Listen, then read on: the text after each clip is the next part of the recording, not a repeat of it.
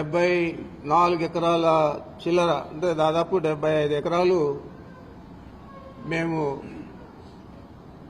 అక్కడ సంబంధించిన వ్యక్తుల దగ్గర, ఆ మండలానికి సంబంధించిన వ్యక్తుల దగ్గర కొనుగోలు చేయడం జరిగింది. మా కుటుంబ సభ్యుల పేరు మీదుగా అవన్నీ కూడా రిజిస్టర్ చేయడం జరిగింది. దాన్ని అభూత కల్పనలు కలుపుతూ కేవలం 23 ఎకరాల భూమిని 75 ఎకరాలు ఎట్లా అయింది అని చెప్పి వాళ్ళు రాయడం జరిగింది. మరి నేను ఒకటే మీ అందరికీ కూడా తెలియజేస్తా ఉన్నాను, మీ ద్వారా ఈ రాష్ట్ర ప్రజలకు కూడా చంద్రబాబు కుట్రలు కుతంత్రాలు ఈ రాష్ట్ర ప్రజలకు ముందే బాగా తెలుసు. దాంట్లో ఇంకా పెద్ద ఎత్తున ఈరోజు మా మీద ఒక వ్యక్తిత్వ హననాన్ని చేపట్టాడు. ఈ పచ్చ పత్రికల ద్వారా, పచ్చ మీడియా ద్వారా. మరి ఇది ఏదైతే ఈ ల్యాండ్ ఉందో ఇది 19/11/1981లో డైరెక్టర్ ఆఫ్ సెటిల్మెంట్స్ మాకెవరైతే అమ్మారో వాళ్లకు ఆర్డర్ ఇవ్వడం జరిగింది. ఆర్డర్ ఇచ్చేదే కాకుండా అది ఆ తర్వాత రెవెన్యూ వాళ్ళు ఇంప్లిమెంట్ కూడా చేయడం జరిగింది. ఆ తర్వాతే వాళ్ళ దగ్గర నుంచి మనం కొనుక్కోవడం జరిగింది. ఆ రోజు ఆర్డర్ సెటిల్మెంట్ డైరెక్ట్ ఇచ్చిన అసదుద్దీన్ అహ్మద్ అని చెప్పి ఐఏఎస్ ఆఫీసర్ ఇవ్వడం జరిగింది.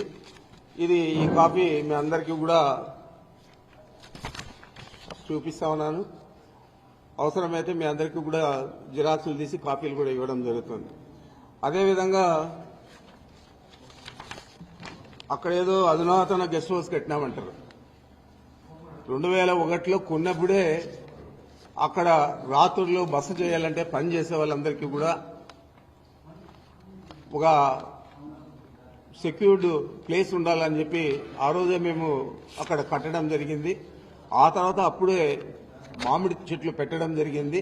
దాదాపు 24-25 సంవత్సరాలు అయితే ఈరోజు మళ్ళా అది అటవీ భూమి అన్యాక్రాంతం అయిపోయిందని చెప్పి మాట్లాడడం జరుగుతోంది.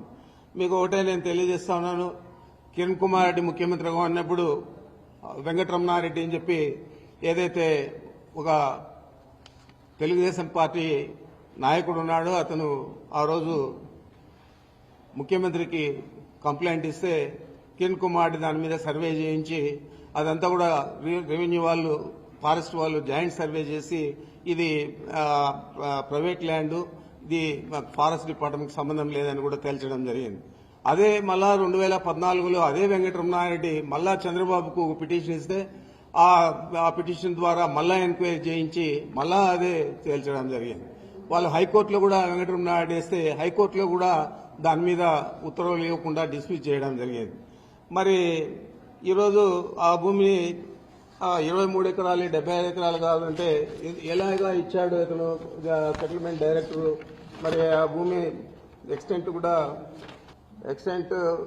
75 acres 74 cents అని ఇచ్చారు.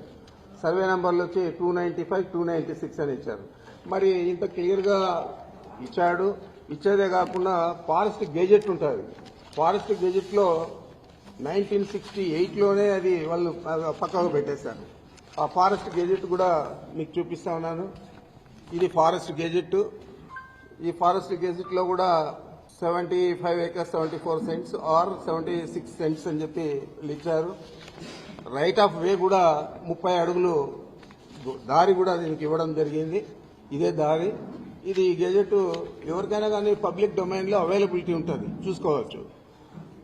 అదేవిధంగా ఈ రోడ్డు వేసేదానికి అంతకుముందు అయితే కార్ట్ ట్రాక్ కూడా అది మనం పక్కా రోడ్డు వేసేదానికి కూడా మేము అప్లికేషన్ పెడితే అక్కడున్న బిల్డింగ్స్ కు వీటికన్నిటికీ కలిపి అక్కడున్న రైతులకంతా కూడా అవసరం అని చెప్పి ఆ రోజు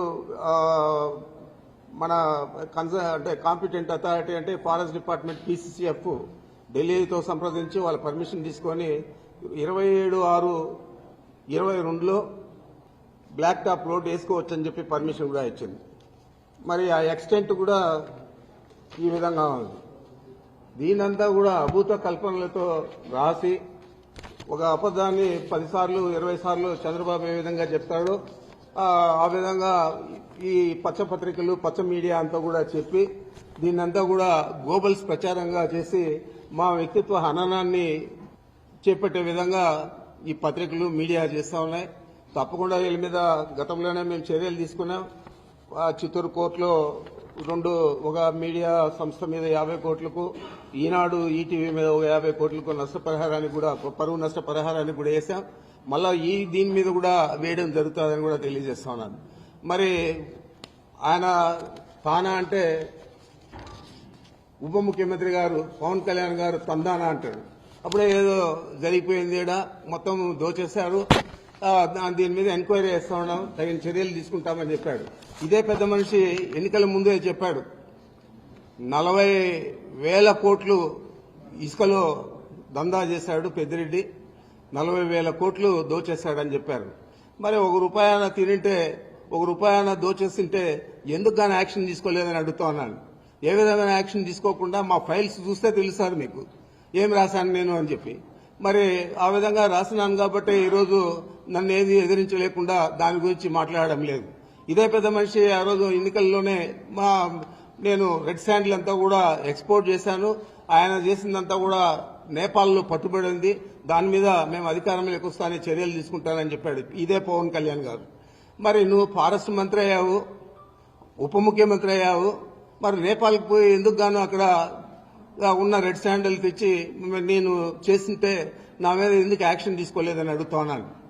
ఏది కూడా లేకుండా ఒక వ్యక్తిత్వ హననాన్ని చేపట్టే విధంగా ఈ ప్రభుత్వంలో ఉన్న పెద్ద మనుషులందరూ కూడా పనిచేస్తా ఉన్నారు. ఈ రాష్ట్ర ప్రజలందరూ కూడా గమనించాలని నేను కోరుతా ఉన్నాను.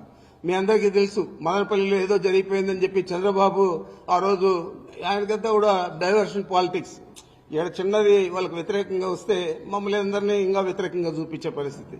ఆ విధంగా ఆ రోజు ఒక డీజీపీ గారిని, సీసీఎల్ఏ కమిషనర్ను, మా సిఐడికి సంబంధించిన అడిషనల్ డీజీపీని ముగ్గురిని కూడా ఆయన హెలికాప్టర్ ఇచ్చి మదనపల్లిలో ప్రపంచమంతా పడిపోయిందని చెప్పి అక్కడికి పంపించి మొత్తం కూడా చేశారు. మరి ఈరోజు 9 నెలలు అవుతా ఉంది. మేమేదన్నా తప్పు చేస్తుంటే ఎందుకు కానీ మీరు యాక్షన్ తీసుకోలేదని అడుగుతా ఉన్నాను. ఏది కూడా లేకుండా ఏదో ఒక రకంగా రాష్ట్ర ప్రజలందరికీ కూడా మేము దొంగలు, వైఎస్ఆర్ కాంగ్రెస్ పార్టీ అన్యాయాలు చేసింది గత 5 సంవత్సరాల్లో, మేము ఇప్పుడు వచ్చి ఈ రాష్ట్ర ప్రజలను ఉద్ధరిస్తాము అని చెప్పే పరిస్థితి చంద్రబాబు నాయుడు చేపట్టాడు. నేను ఒకటే అడుగుతా ఉన్నాను, అయ్యా నువ్వు అన్ని హామీలు ఇచ్చావు, అబద్దం మీద అబద్దం చెప్పావు, అబద్దం చెప్పకుండా చెప్పావు, మరి ఇన్ని సూపర్ 6 అన్నావు, సూపర్ 7 అన్నావు, మరి నిన్నటి పరిస్థితి ఏంది అని అడుగుతా ఉన్నాను. చేయలేనని తెలుసు, నువ్వు పెద్ద ఆర్థిక శాస్త్రవేత్త అని చెప్పి అందరికీ కూడా చెప్పుకుంటావు, మరి నీకు ఆ గణాంకాలన్నీ కూడా తెలియకుండా, రాష్ట్ర ఆర్థిక పరిస్థితి తెలియకుండా ఇన్ని హామీలు ఇచ్చావా అని అడుగుతా ఉన్నాను.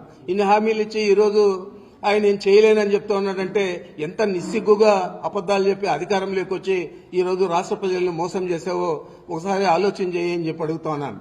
ఇవన్నీ కప్పుపుచ్చుకునేదానికి ఇలాంటి తప్పుడు చర్యలన్నీ కూడా మీ పత్రికల ద్వారా, మీ మీడియా ద్వారా తీసుకొస్తా ఉన్నామంటే తప్పకుండా ఈ రాష్ట్ర ప్రజలు బుద్ధి చెప్తారు.